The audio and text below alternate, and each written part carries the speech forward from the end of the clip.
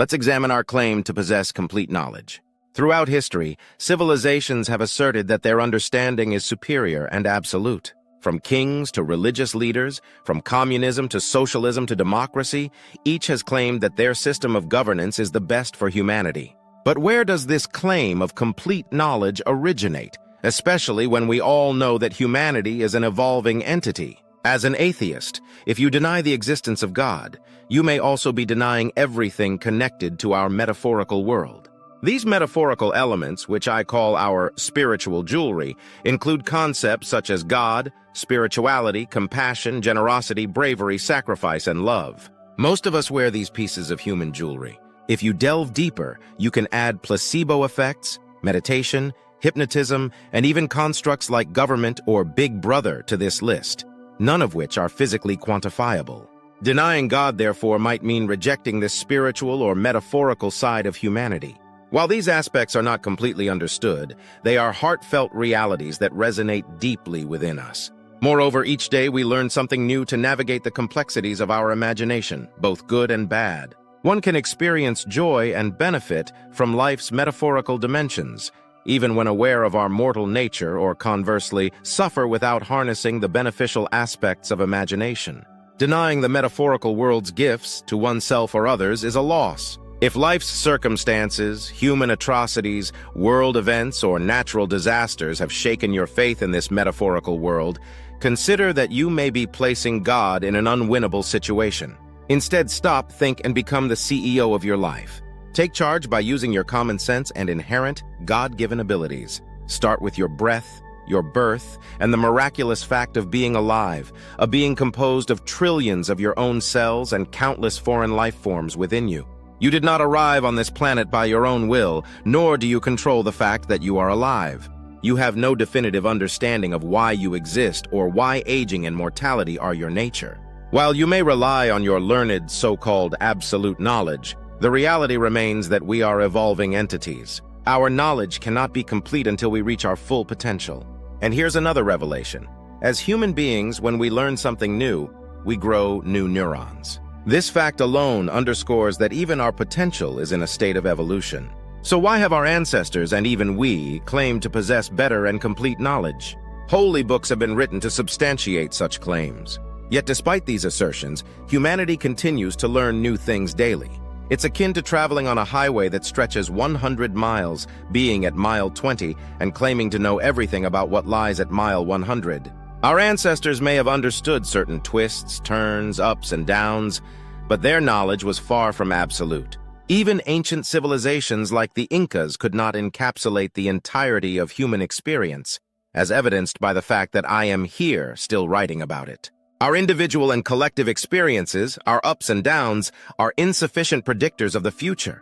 Religions have been making predictions for millennia, and now atheists similarly claim that there is no God. What differentiates these claims? Both, in my view, assert complete knowledge despite humanity's evolving nature. Scientifically or religiously, both claim to comprehend the full highway of evolution.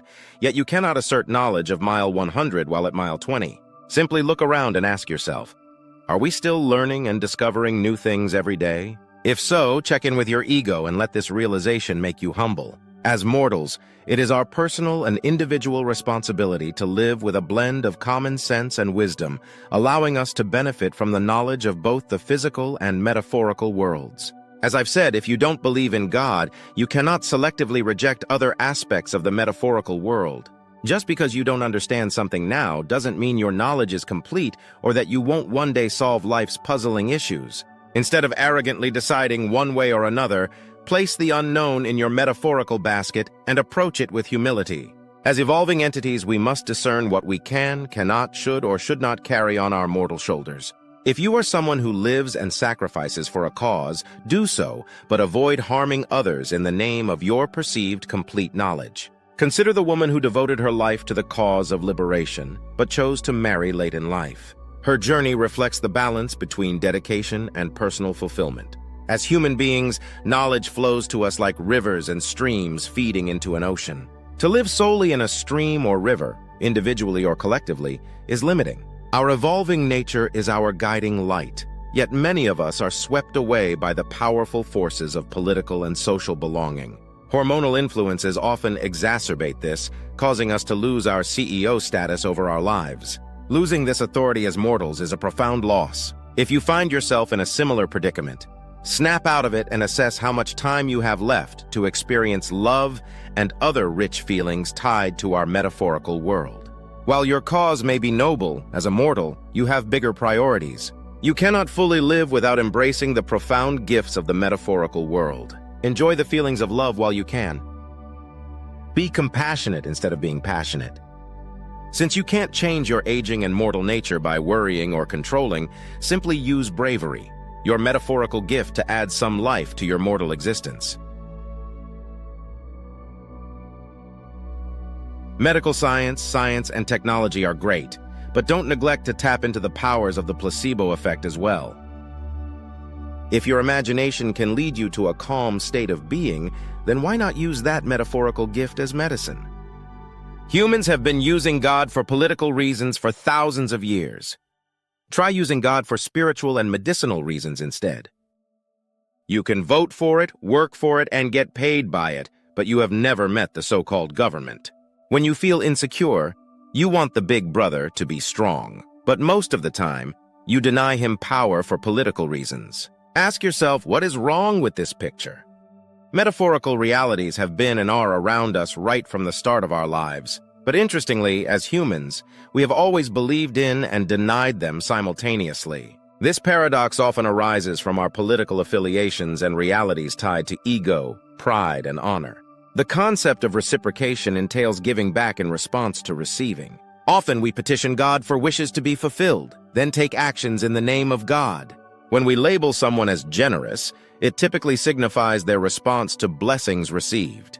They might not hold beliefs in God, but are engaged in what could be considered godly deeds. Even for an atheist doctor or scientist, a lack of understanding of the placebo effect indicates an incomplete knowledge base.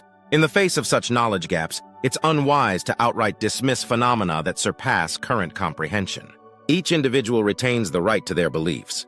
Personally, I interpret God as the provider of the life-sustaining oxygen, which I rely on uncontrollably. This interpretation extends to the care my parents provided during my vulnerable years and actions that benefit humanity, such as charitable donations or efforts to preserve endangered species. Acts of saving lives through medical breakthroughs or preventive measures against natural disasters can also be seen as manifestations of God through human endeavors. Acknowledging the interdependence between humans and the essential elements for life, like oxygen, underscores the presence of a divine force in our existence. Our educational systems often diminish the significance of humanity within the larger picture, sometimes portraying God as an external entity detached from human involvement. Yet, in reality, the sustenance of any divine concept relies on human existence, similar to how the human body's survival depends on cellular functions. Reflecting on a piece I wrote in Punjabi, it illustrates the inherent connection between individuals, akin to the positive and negative charges of electric wires. The absence of one negates the existence of the other. Similarly, if light fails to illuminate my nights, darkness envelops not only me, but also the other side.